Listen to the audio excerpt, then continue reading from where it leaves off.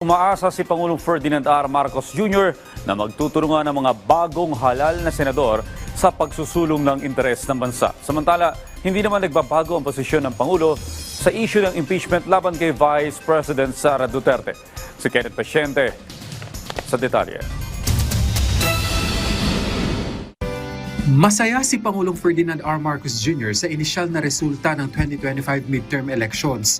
Sinabi ni Communications Undersecretary at Palace Press Officer Attorney Claire Castro, dahil daw ito sa pagkakabilang ng mga senatorial candidate na pinaniniwalaan ng Pangulo na may dignidad, sariling paniniwala at may tunay na intensyon na makapaglingkod sa bayan. At sa kabila ng pagkakaiba ng partidong pinagmulan, umaasa raw ang Pangulo na magtutulungan ng mga bagong halal na kandidato tungo sa pagtugon sa tunay na pangangailangan ng taong bayan at hindi sa pansariling interes.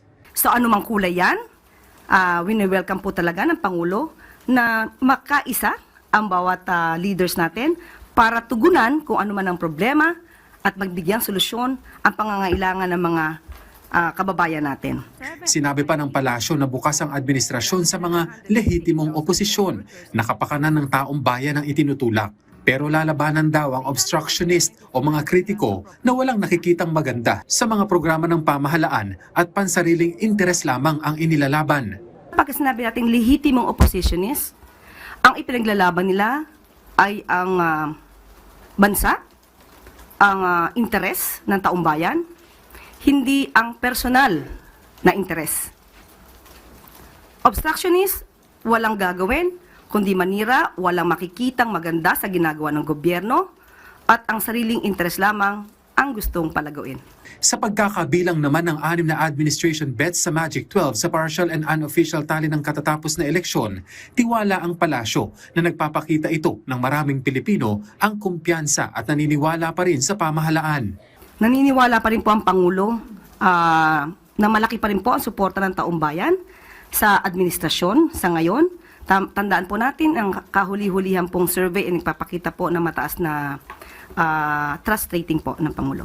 Sa tanong kung naniniwala ba ang palasyo na mabibigyang daan pa ang impeachment laban kay VP Sara kasunod ng resulta ng senatorial race, tugod ng palasyo, hindi naman kailanman itinulak ng Pangulo na ma-impeach ang bise.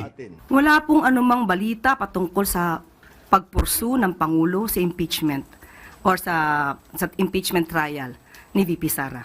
So yan po ay ating tinututulan at pinasisinungalingan po. Wala pong sinasabing anumang pagkumpiyansa na para mapatalsik o matanggal sa pwesto ang Vice Presidente.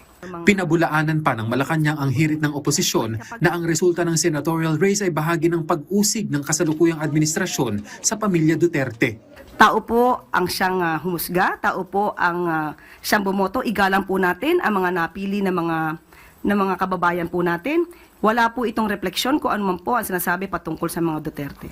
Kenneth Pasyente para sa Pambansang TV sa Bagong Pilipinas.